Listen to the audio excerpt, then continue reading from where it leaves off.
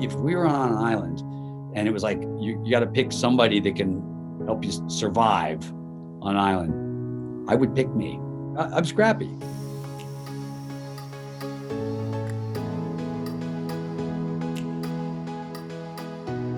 I was a bachelor for a long time and didn't have any money. You have to learn how to repair things. And I do a lot of sewing, for instance. I wood stained the entire interior and exterior and all the furniture of the house, all of it.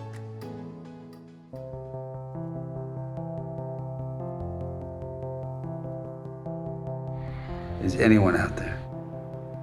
We finished shooting this movie in February and went to the editing room starting in like early March. We'd been talking about the pandemic, but it really wasn't real yet. And then there was that moment where the NBA walked off the court. And then there was like, uh-oh, this is real. And so you leaned into the editing of the film more about the inability to communicate, which means taking out some of the dialogue and using music and stuff like that. You couldn't help it when you're doing it from your home where you can't go out and you can't see anybody and you're looking at effects on a tiny screen. All of that thing sort of just keeps bleeding into your mindset as you're telling the story about this inability for us to be together and this inability for us to connect.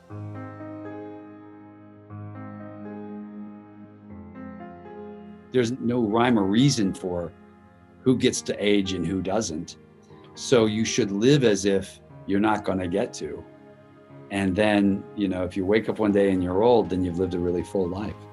If I get hit by a bus tomorrow, there won't be anybody doing the eulogy going, well, he didn't drain every drop out of it. That makes aging in a funny way easier. And the fact that I now have this incredible wife and these two knuckleheads that just light up a room, all of that stuff just fills up your days, and fills up your heart.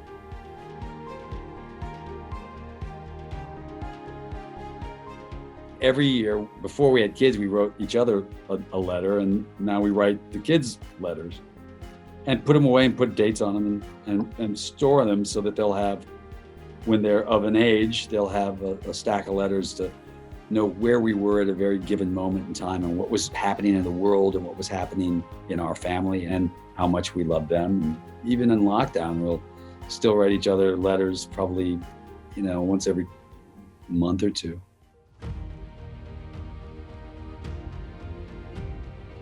I think the only life lesson is that bet on yourself, and when there's opportunities, you got to go. In my life, I have been the recipient of a lot of luck. ER hit because we got Thursday night at 10 o'clock luck. But I also believe you create opportunity for luck. You create enough opportunity, and every once in a while you'll get one.